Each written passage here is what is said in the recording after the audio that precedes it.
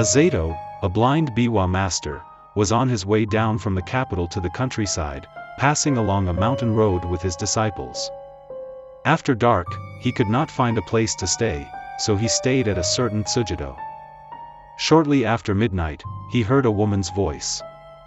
"Our hermitage is unsightly, but rather than spend the night here, please spend the night with us."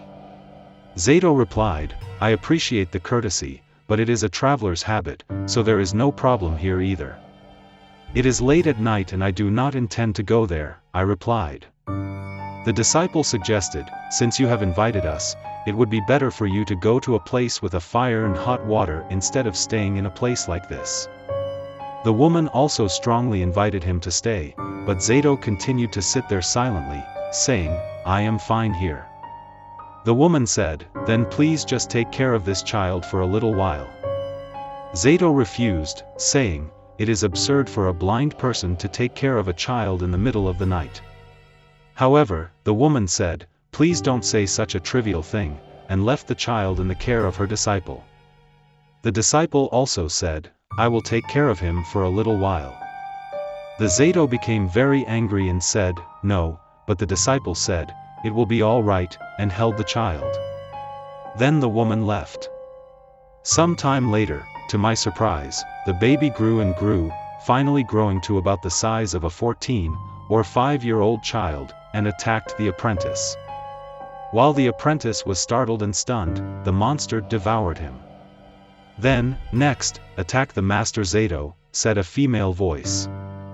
Zato, chilled to the bone with fear, retrieved the family heirloom dagger from his biwa case, unsheathed it, and declared, "Whoever or whatever dares approach me, I'll stab them to death."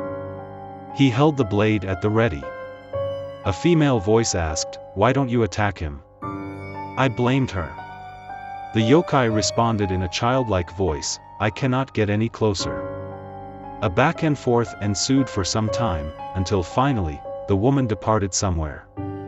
Shaken by the terrifying experience, the blind man clutched the dagger tightly and did not let go until dawn. When morning came, he continued on his way, only to encounter someone who approached him and asked, "Blind sir, where have you come from and where did you stay last night?" The man recounted the entire ordeal. The person replied, "That place is known to be the dwelling of monsters. It is truly a miracle you escaped unharmed. Please, come with me."